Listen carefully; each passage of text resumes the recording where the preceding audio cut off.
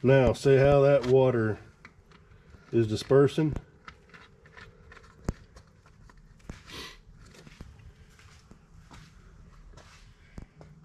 So that's what we want out in the field. Instead of the water just sitting there on top, dispersing and taking in. We'll hit the other one now. Look at that.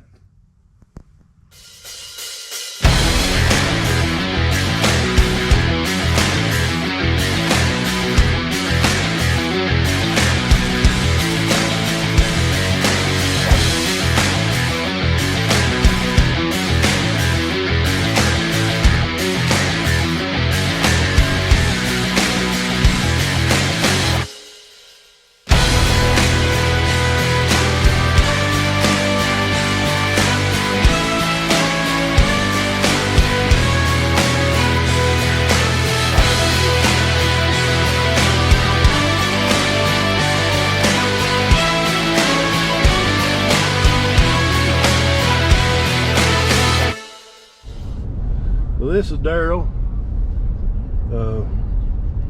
He's the one that's selling the APSA 80, and he's come back down here from Wisconsin, and we're gonna do some soil test or with.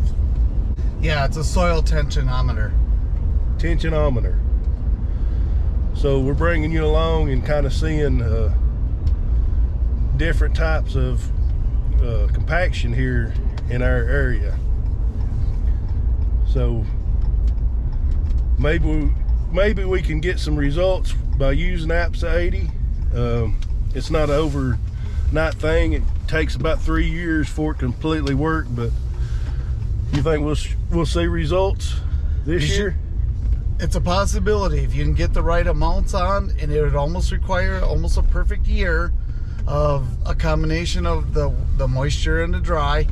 But at 20 ounces the first year, 20 ounces on the second year, that's when you're going to see your big significance. Possibility in the first year is there. The 2 and 3 years is where the benefits really show up.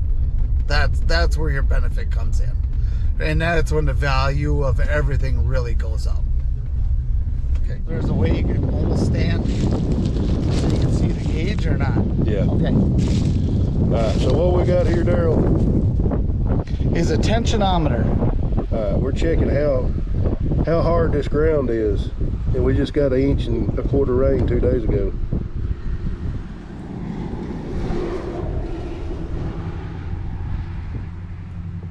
Pretty dang hard. How far did we go? Up to there.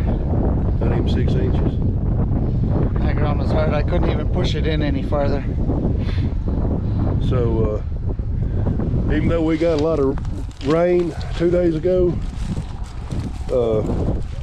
we still got hard ground. We got a hard pan. That's going a little bit better. Okay. Oh. But so why? So I'm cutting through that. I'm going through your hard pan.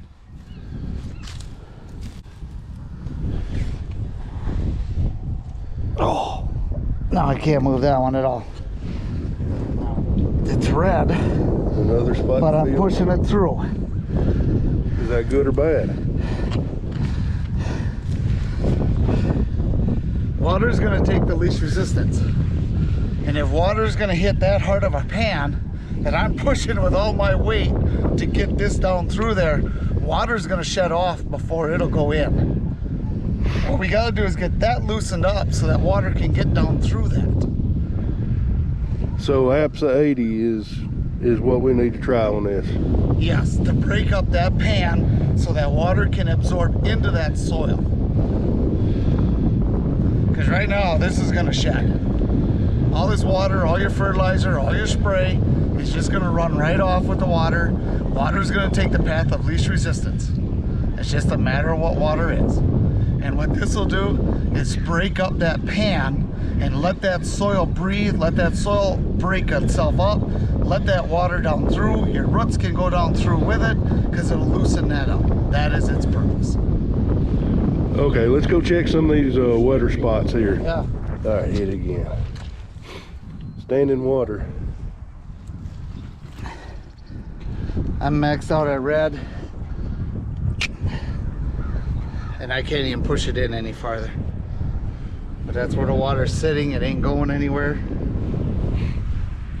And this water, I will say this, it sits on top of the ground. It takes it a while to dry out.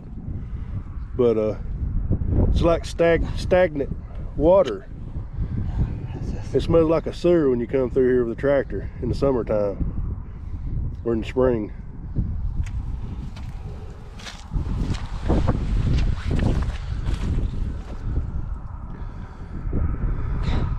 Yeah, this stuff's rock hard once you get down there.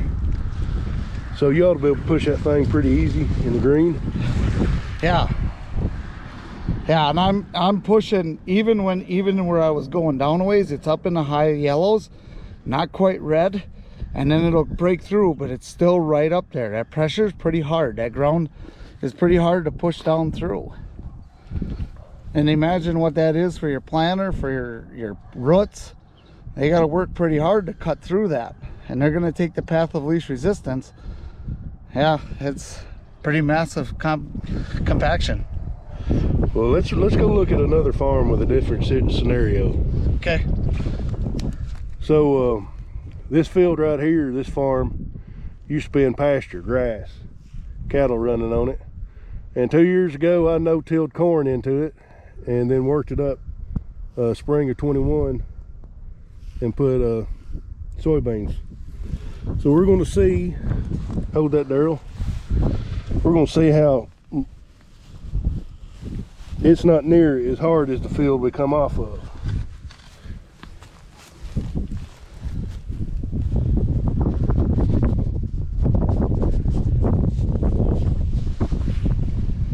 It's hard, but not as hard.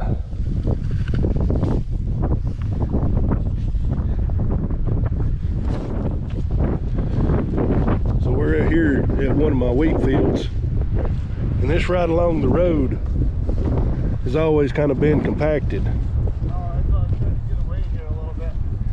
Well, check it up here, Daryl, because I actually dissed part of this field this fall before I sowed.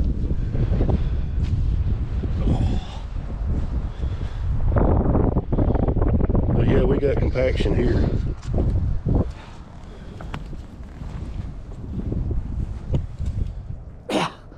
That's it. Yeah. Not even 3 inches. Not the best stand right here, but overall it's a pretty good stand. Let's get away from the compacted area and see what we got. That's it. Still the same thing? Yep. Yep.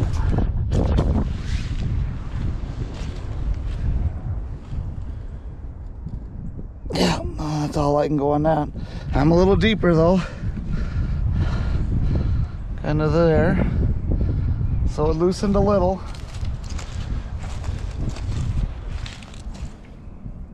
Yeah, that's it. That's 300 pounds of pressure. Yep.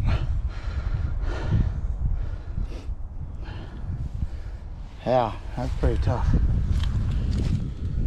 So we're at another farm. This will probably be our last one. We're just not gonna, but it's just crazy the variance of the hardness of my fields are.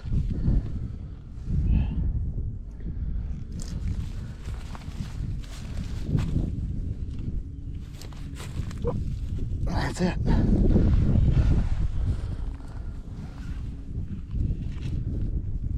And that went just right in.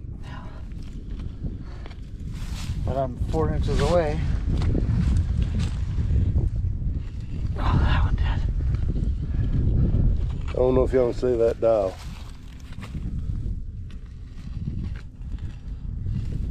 Rock. I'm done. All right, well, that's it. We're not going to show you anymore. We're going to check some more fields and bring you back with something else. So that's just straight up water. 2 blobs of it. So this is APSA 80.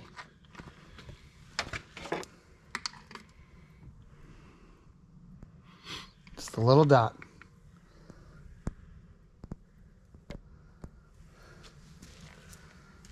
Now, see how that water is dispersing?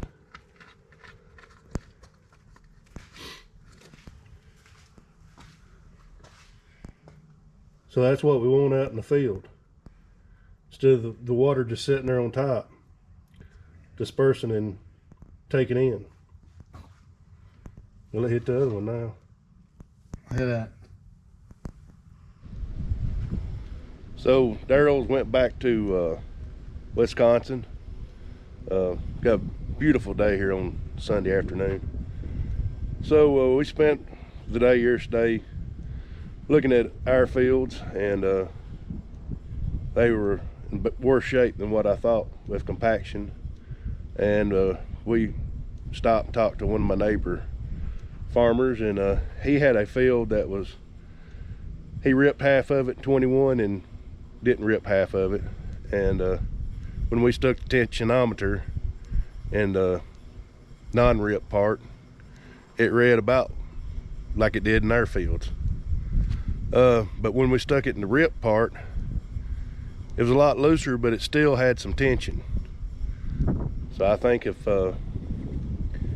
he goes back with some APSA this year, I think it will get it where it needs to be. And I've mentioned ripping.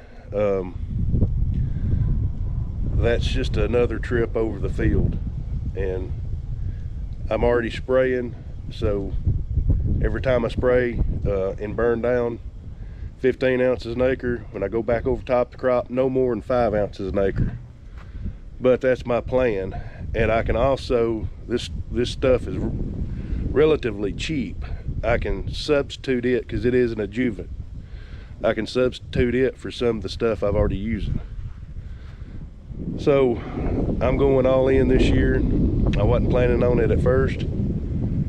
So this is a different kind of video than I usually make. May be boring to some, and probably some of you